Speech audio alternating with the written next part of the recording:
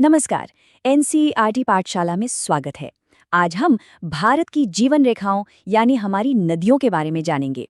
चलिए, पहाड़ों से शुरू होकर समुद्र तक के इनके शानदार सफर को करीब से समझते हैं। तो चलिए शुरू करते हैं। भारत के नक्शे पर ये जो नीली रेखाएं दिखाई देती है ना, ये सिर्फ लकीरें नहीं हैं। ये वो रास्ते हैं जो पहाड़ों से निकलते हैं, मैदानों को सींचते हैं और आखिर में समुद्र में जा मिलते हैं। हर नदी की अपनी एक कहानी है, अपनी एक अलग पहचान। सबसे पहले एक बहुत ही बेसिक सवाल, ये अपवाह या ड्रेनेज आखिर है क्या? देखिए, आसान शब्दों में कहें तो ये किसी भी इलाके का नदी तंत्र है। मतलब जब कई छोटी छोटी धाराएं मिलकर एक मुख्य नदी बना लेती हैं तो उस पूरे नेटवर्क को ही अपवाह कहा जाता है। और ये अपवाह द्रोणी क्या होती है? जरा सोचिए, एक मुख्य नदी और उसकी सारी सहायक नदियां मिलकर एक बड़े से इलाके का सारा पानी इकट्ठा करके आगे ले जा रही हैं। बस उसी पूरे इलाके को हम अपवाह द्रोणी या ड्रेनेज बेसिन कहते हैं। अंदाजे के लिए, दुनिया की सबसे बड़ी अपवाह द्रोणी अमेज़न नदी की है। अब एक और दिलचस्प चीज, दो नदी तंत्रों को आखिर अलग क्या करता है? उसे कहते हैं जल विभाजक या वाटर डिवाइड। होता क्या है कि जब कोई पहाड़ या ऊंची जमीन बीच में आ जाती है तो बारिश का पानी दो अलग-अलग दिशाओं में बहने लगता है। एक तरफ का पानी एक नदी में चला जाता है और दूसरी तरफ का पानी दूसरी नदी में। ये प्रकृति का एक बहुत ही सरल लेकिन बड़ा जरूरी बंटवारा है। चलिए, अब आगे बढ़ते हैं। भारत में हम नदियों को मोटे तौर पर दो बड़े ग्रुप्स में बांट सकते हैं। इन्हें आप दो अलग अलग परिवार समझ सकते हैं, जिनकी आदतें, जिनके रास्ते एक दूसरे से काफी अलग हैं। तो इन दो नदी परिवारों में मेन फर्क क्या है? देखिए, जो हिमालय की नदियां हैं वो ग्लेशियरों से निकलती हैं। इसका मतलब साफ है कि उनमें साल भर पानी रहता है, इसीलिए उन्हें बारहमासी कहते हैं। उनका सफर लंबा होता है और वो पहाड़ों को काटकर गहरी घाटियां बनाती हैं। वहीं दूसरी तरफ जो प्रायद्वीपीय नदियां हैं वो पूरी तरह बारिश पर निर्भर हैं, इसीलिए वो मौसमी होती हैं और उनका रास्ता भी छोटा और कम गहरा होता है। तो सबसे पहले बात करते हैं पहले परिवार की, यानी हिमालय से निकलने वाली महान नदियों की। ये नदियां सच में उत्तर भारत के दिग्गज हैं। शुरुआत करते हैं सिंधु नदी तंत्र से। ये तिब्बत में मानसरोवर झील के पास से निकलती है। वहां से ये भारत में लद्दाख से एंट्री लेती है और पता है, वहां ये पहाड़ों के बीच एक बहुत ही गहरी और संकरी घाटी बनाती है जिसे गॉर्ज कहते हैं। ये एक देखने लायक नज़ारा होता है।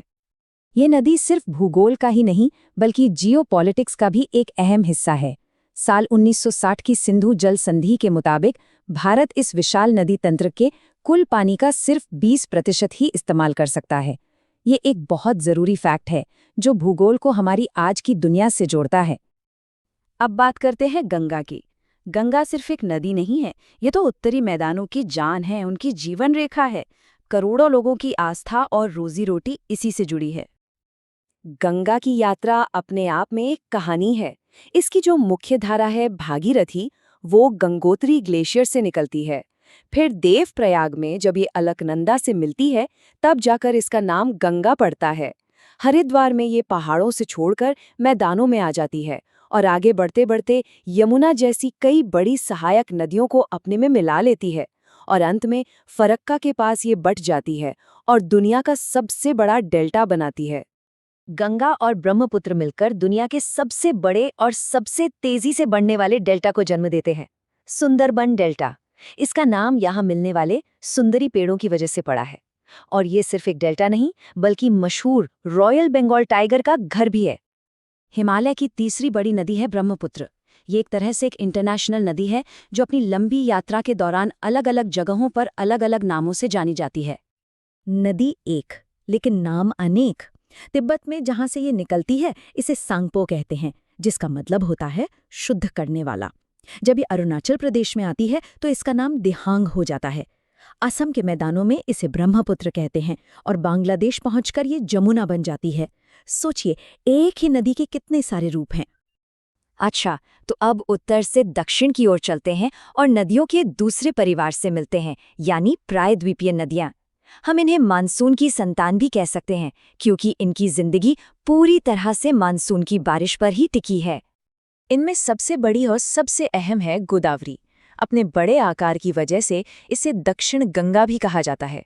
इसकी लंबाई करीब 1500 किलोमीटर है, जो इसे प्रायद्वीपीय भारत की सबसे बड़ी नदी बनाती है। प्रायद्वीपीय नदियों में एक और बड़ा ही दिलचस्प बंटवारा है, और वो है उनके बहने की दिशा। ज्यादातर बड़ी नदियां जैसे महानदी, गोदावरी, कृष्णा, ये सब पूरब की ओर बहकर बंगाल की खाड़ी में गिरती हैं और वहां डेल्टा बनाती हैं। लेकिन नर्मदा और तापी, ये दोनों थोड़ी अलग हैं। ये पश्चिम की ओर बहती हैं और अरब सागर में मिलती हैं, और ये डेल्टा नहीं बल्कि ज्वारनदमुख या एस्चुरी बनाती हैं। ऐसा इसलिए होता है क्योंकि ये नदियां गहरी दरारों यानी भ्रंश घाटियों से होकर बहती हैं। दक्षिण की एक और महत्वपूर्ण जीवन रेखा है कावेरी नदी। ये भारत का दूसरा सबसे बड़ा झरना शिव समुद्रम वाटरफॉल बनाती है, और यहाँ से जो बिजली पैदा होती है वो मैसूर, बेंगलोर और कोलार गोल्डफील्ड जैसे बड़े इलाकों को पावर देती है। तो बहती नदियों से अब जरा शांत और ठहरे हुए पानी की तरफ चलते हैं, यानी भारत की झीलें। ये झीलें भी हमारे देश की ज्योग्राफी का एक बहुत ही सुंदर और जरूरी हिस्सा है, जो अलग अलग तरीकों से बनी है। भारत में कई तरह की झीलें हैं, जैसे जम्मू कश्मीर की वुलर झील।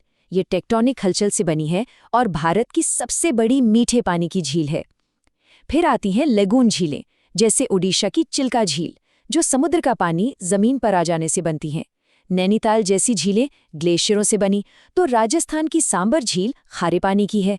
और हाँ, गुरु गोबिंद सागर जैसी झीलें तो इंसानों ने बनाई हैं, जो बड़े बड़े डैम प्रोजेक्ट्स का हिस्सा हैं। तो सवाल ये है कि ये सब इतना जरूरी क्यों है? सीधी सी बात है, नदियां हमारी अर्थव्यवस्था की रीढ़ की हड्डी है। खेती के लिए सिंचाई हो, इंडस्ट्री के लिए बिजली हो, या फिर आने जाने के लिए जलमार्ग, सब कुछ इन्हीं पर तो टिका है। इनके बिना भारत के विकास के बारे में सोचना भी मुश्किल है। लेकिन इन जीवन देने वाली नदियों के सामने आज एक बहुत बड़ी चुनौती खड़ी है, और वो है प्रदूषण।